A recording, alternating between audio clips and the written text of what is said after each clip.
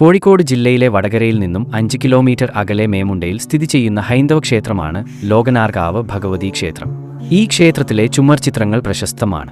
പ്രധാന പ്രതിഷ്ഠ സാക്ഷാൽ ആദിപരാശക്തിയായ ദുർഗാ ഭഗവതിയാണ്. ലോകനാർകാവിലമ്മ അഥവാ ലോകാംബിക എന്നാണ് ഭഗവതി അറിയപ്പെടുന്നത്. മഹാകാളി, മഹാലക്ഷ്മി, മഹാസരസ്വതി ഭാവങ്ങളിൽ ആരാധിക്കപ്പെടുന്നു. തൊട്ടടുത്തായി വിഷ്ണുവിനും ശിവനുമായി 2 ക്ഷേത്രങ്ങളുമുണ്ട്. 2 ക്ഷേത്രങ്ങളും ഭഗവതി ക്ഷേത്രത്തേക്കാൾ പഴയതാണ്. ക്ഷേത്രത്തിന് 1500 വർഷം പഴക്കമുണ്ടെന്ന് വിശ്വസിക്കപ്പെടുന്നു. ഉത്തരേന്ത്യയിൽ നിന്നും രത്നവ്യാപാരികളായ അഞ്ഞൂർ നാഗരികർ അവരുടെ ഉപാസനാമൂർത്തിയായ ദേവിയുമായി കേരളത്തിൽ എത്തിച്ചേർന്നു എന്നതാണ് ഐതിഹ്യം. പിന്നീട് അവർ വടകരയ്ക്ക് സമീപം പുതിയ പട്ടണം എന്നയിടത്തെത്തി.